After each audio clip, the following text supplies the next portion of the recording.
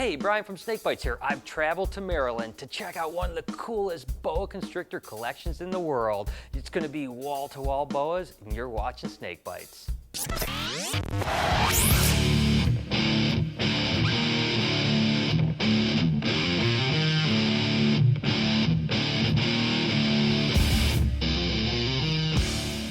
Boa constrictors have always had a soft spot in my heart. It was actually the second snake I ever owned. His name was King. But the truth is, there's an amazing array of color mutation, and Peter Call has been a leading pioneer of those color mutations for about 20 years. He actually produced the very first albino, and he has some amazing animals. So this day, we're just gonna look at some really cool boa constrictors. The majority of the color mutations are from the locality in Colombia, but the truth is, boa constrictors are found through Central and South America, including the surrounding islands. The ease of care and husbandry, along with breeding, is what's made boa constrictors such popular pets.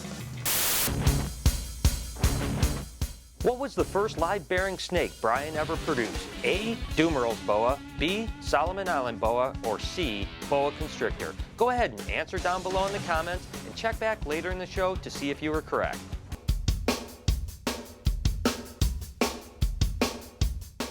Each week with our friends over at the Reptile Report, we'll be spotlighting a cool animal forum. This week's spotlight is turtles and tortoises. Go ahead and check out the URL down below or click the link in the description.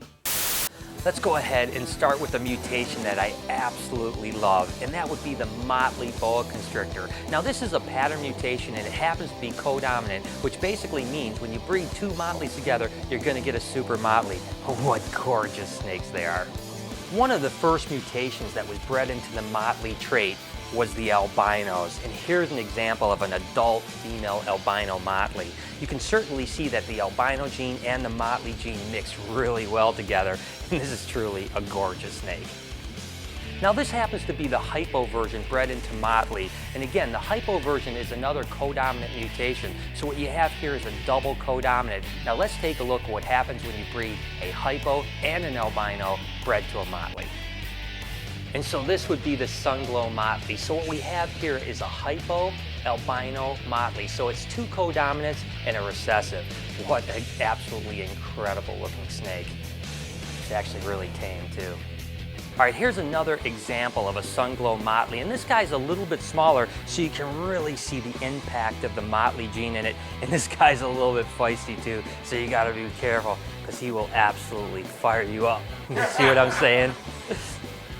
I could probably just show you Sunglow Motley boas all day because they're so amazing and they're relatively polymorphic. As you can see, this animal has a much more interesting head pattern. It is just super bright. Take a look at this beauty here. This is actually one step further, which is a Sunglow Motley Jungle. Now the Jungle mutation is another codominant mutation. So you have a lot going on here. You have the Motley codominant, you have the hypo codominant, and you have the Jungle codominant, and you have a recessive albino. And I tell you what, that makes one incredibly beautiful snake. Now this is one step back from the Sunglow Motley Jungle, and this is just an albino Motley Jungle, so it's basically just missing the hypo gene. I tell you what, that hypo gene really makes them pop, doesn't it? But this animal is gorgeous in its own right. I always say that typically a really cool animal has a really cool story behind it. And these Img Boas certainly have one of those cool stories. Back in 2003, Pete was down in Daytona at the National Breeders' Expo and came across a really cool looking boa on a table. Now he bought that animal, and over the next 18 months, it turned jet black. He then proved it out to be a codominant mutation, and as you can see, it's just a sleek black animal with incredible iridescence, and there's some really cool mutations coming from it too. Now check out this animal here. This is an albino Img, and you can certainly tell it's got a little bit of an attitude, doesn't it? Now as the albino Imgs get older, they kind of wash out a little bit and get more white up in their side, and you can tell the pattern gets a little bit more washed out as well. I gotta be careful. So I get too close, this guy's just gonna take my nose right there. He's a cute little bugger.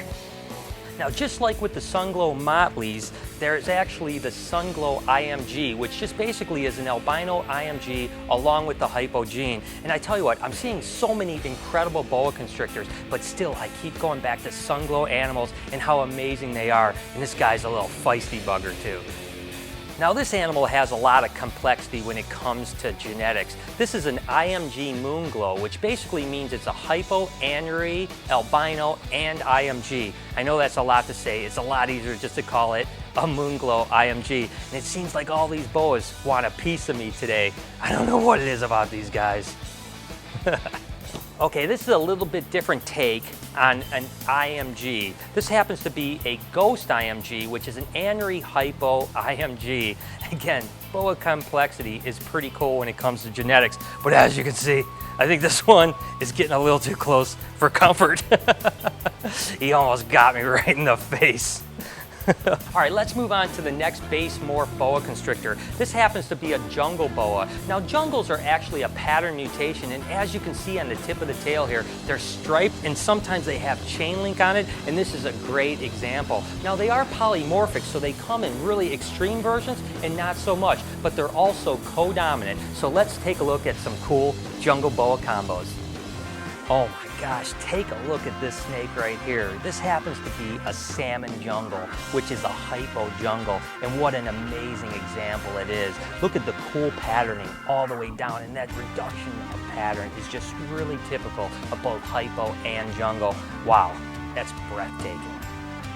What we have here is an albino jungle, and it's a big animal too. That's one of the things that's so cool about boa constrictors, is that they can get really big, but they're not the monsters like Burmese pythons. But this animal is definitely a handful. Look at how big it is. And again, it's got that really cool jungle pattern all the way down its back. Okay, so what we have here is a Sunglow jungle, and this is a good example of a mean snake to start with. But I tell you what, see how some jungles have more pattern and others have less? Oh, she's gonna get me good.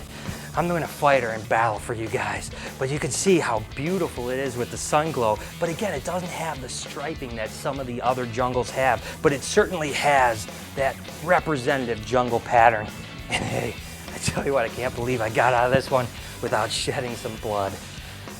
What we have here is a coral albino jungle. Now, the difference between an albino jungle and a coral albino jungle is really just the amount of pink that's in the animal. You can certainly see all through here, there's tons of pink in the animal. That's really what makes it a coral albino, and it really makes it a very unique looking snake, and a beautiful one at that.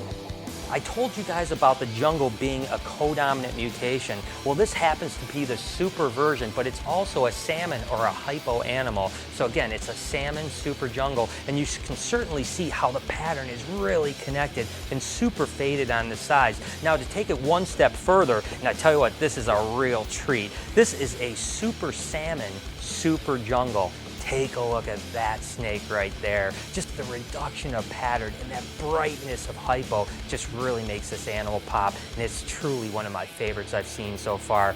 Gosh, that's a gorgeous animal. Moving on to another animal is an Arabesque boa. Now, this is another mutation that acts when you breed it to a normal, half the babies come out Arabesque. It was originally produced by Steve Hammond. Gosh, it's got to be 12 or 15 years ago, but there's been some really cool mutations that have been bred into them. Let's go ahead and take a look at some of them. Like so many of these mutations, the first typical one that's been bred into it is an albino, and this happens to be an albino Arabesque. And the two genes really mold together really well. They make this really faded pattern, and they're actually got that really pink in the face. They're really pretty amazing animals. I tell you what, guys, every now and then you open up a cage and you just get absolutely blown away. Well, this is certainly one of those animals. This is a Sunglow Arabesque. So again, it's a hypo, it's an Arabesque, and it's an albino, but holy cow, look at the color on that. It's almost fluorescent, almost like it's under a black light. Now, this happens to be one of my new favorite snakes. Now, this happens to be not only a beautiful colored snake, but look at the pattern on it. This is a Sunglow Arabesque jungle. So it just has one more gene, which is the jungle gene in it. But look at the pattern all the way down its back. Again, it has that glow of the Sunglow Arabesque with the pattern of the jungle. Now, that's a cool snake. Now this is just a single gene animal, but it happens to be a T-positive Columbian Boa Constrictor. Now the T stands for tyrosinase, and basically it's a form of albino, but it still has some melanin that's called tyrosinase. And it's just a really beautiful snake. Instead of being that orange and yellow, you still have plenty of chocolates in it. It just makes it look really clean and super, super cool. All right, I'm here with AJ. He's one of Peter Call's workers. I wanted to ask you something, AJ. How does it feel like to work in a place that is one of the coolest boa collections in the world? It's amazing. You know, I get to work with the coolest people, the most awesome reptiles. It's just something new every day, really. What is the one experience that when you started working here you weren't expecting you were going to have on a day-to-day basis? Well, it was feeding at first, you know, because at first I was cleaning and, you know, doing bins and that stuff, and then I got to feed, and that was just something completely. I know, just the power of those animals is a lot more than anything, right? What's your favorite snake in the whole collection? It's got to be the Img, no doubt about it. Really? Just the normal Img, that black snake? Yeah, the Img. Very cool. But I tell you what, how long do you think you're going to be working with Pete? As long as possible. I love it here. All right, good job. Thanks, AJ. No problem. This animal happens to be a really cool combo of two morphs that haven't been around for a whole long time, and that's the Img and the T-positive together. This is just one beautiful, beautiful snake. I don't know about you guys, but I've had one incredible time looking at all these amazing boa constrictors. I can't thank Pete Call enough for having us out. Tell you what, this has been one awesome day. Hey guys, we're deep into summertime now. That means there's still lots of barbecues going on. Now, since I don't eat meat, I like to throw some portobello mushroom caps on the grill, and they're so good. I want to know, what's your favorite food to throw on the grill? Leave a comment below and let us know. What was the first live-bearing snake Brian ever produced? If you said B, Solomon Island Boa, you were 100% correct. Good job. So there it is. I hope you guys enjoyed the show. What an amazing collection of boas. As always, I was tweeting and Facebooking my way through it. So if you want to follow any of my animal adventures, make sure to hit me up over on Facebook and Twitter at SnakeBytesTV. Until next week, you've been watching Snake Bites.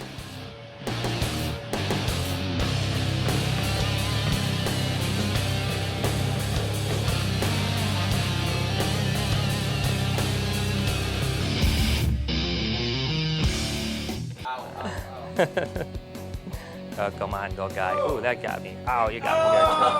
Oh, come on now. That's not nice. That's not nice.